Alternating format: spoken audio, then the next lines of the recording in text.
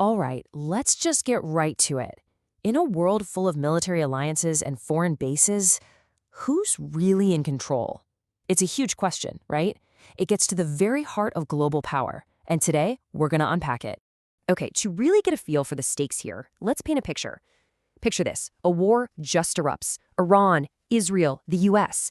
And it's pulling in everyone: the Gulf nations, Europe, even Yemen and North Korea. But here's the kicker, the really critical detail. The first targets, they're not in Washington, D.C. or Tehran. Nope, they're the U.S. military bases scattered across allied countries in the Gulf. And just like that, nations that thought they were on the sidelines are now suddenly on the front lines. And that whole scenario just forces you to ask a really fundamental question. When armies are crossing borders, who is actually in control? Who is truly sovereign?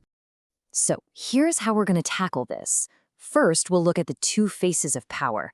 Then we'll get into the real price of protection. After that, we've got a great case study on Egypt's third way. And finally, we'll put it all together to look at sovereignty as the ultimate trade. All right, first things first. To really wrap our heads around this whole dilemma, we've got to start with the two basic kinds of power that define what sovereignty even is. And this right here, this is the key distinction. On one side, you've got something called de jure sovereignty. Think of it as sovereignty on paper.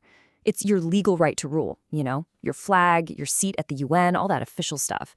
But then, on the other side, there's de facto sovereignty. And that's about real power. It's the actual, factual ability to control what happens on the ground. It's who can really call the shots. So, what happens when that gap between the on-paper power and the real power gets super wide? I mean, what if you're the ruler in name only? Well, what you get is something experts call state failure. It's basically the total collapse of that de facto power. The government might still exist legally, right? But in reality, it just can't function anymore. And that creates a massive power vacuum, a void that gets filled, and fast, by warlords, militias, foreign actors, you name it. Control just shatters. And it's exactly that fear of state failure that leads us to the central dilemma for so many countries today. This really complex, really risky trade-off involved in hosting foreign military bases. And believe me, the calculation they have to make is intense. I mean, look at the rewards. You get a powerful defense guarantee, which is huge for deterring rivals. You save a ton of money on your own military, and you get a nice injection of cash into the local economy. But the risks are just as big. On the flip side, you instantly paint a bullseye on your back for your protector's enemies. You can get trapped in wars you never wanted to fight, and you're way more likely to get dragged into all sorts of regional squabbles. It is a super high-stakes bargain, no doubt about it. So the big question is there another way? Is there a third option? Well, for that, let's look at a really fascinating case study, Egypt, because they seem to have carved out their own unique path. Yeah, a lot of analysts call what Egypt is doing a masterclass in strategic hedging. And what that really means is it's a strategy designed to get them the most independence possible while still keeping some very powerful friends in their corner. At the heart of it all is this policy they call wise neutrality. Now, think about this for a second. They have a top-tier, super important alliance with the United States, but they have one non-negotiable rule: no permanent U.S. military bases on Egyptian soil, period. So they get all the political goodies from that relationship, but they don't have to offer up their own territory as a bullseye in someone else's war. It really comes down to a three-step playbook. Step 1, absolutely refuse any permanent foreign bases. Step 2, don't put all your eggs in one basket. You have to diversify your allies and where you get your military gear from. And step 3, and this one is so crucial, you have to build your own domestic military industry. Just look at their Air Force. It's the perfect example of this in action. They've built what you could call a best of all worlds fleet. They've got jets from the US, from France, and from Russia.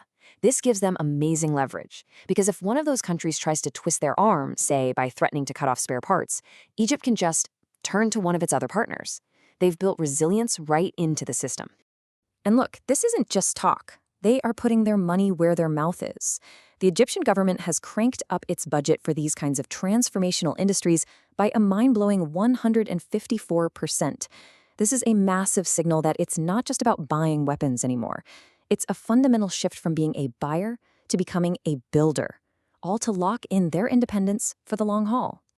So when you look at a strategy like Egypt's, what does it all tell us? Well, it really points to a whole new way of thinking about what sovereignty even is in the 21st century. So, really, it seems like we've got two main paths a country can take. On one hand, you can go for absolute legal sovereignty, the fortress model, where you rely completely on your own strength. Or you can trade a little slice of that legal autonomy for some powerful security guarantees and economic benefits. The thing is, neither path is a free ride. Both come with their own serious risks.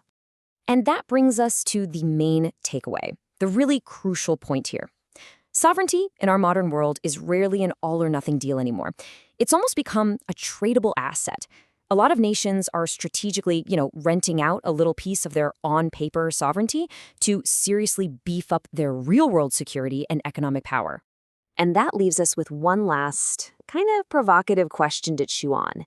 In a world like ours, with all these interconnected threats and powerful alliances, is holding on tight to that old-school, absolute idea of sovereignty a sign of ultimate strength? Or could it actually be a critical vulnerability?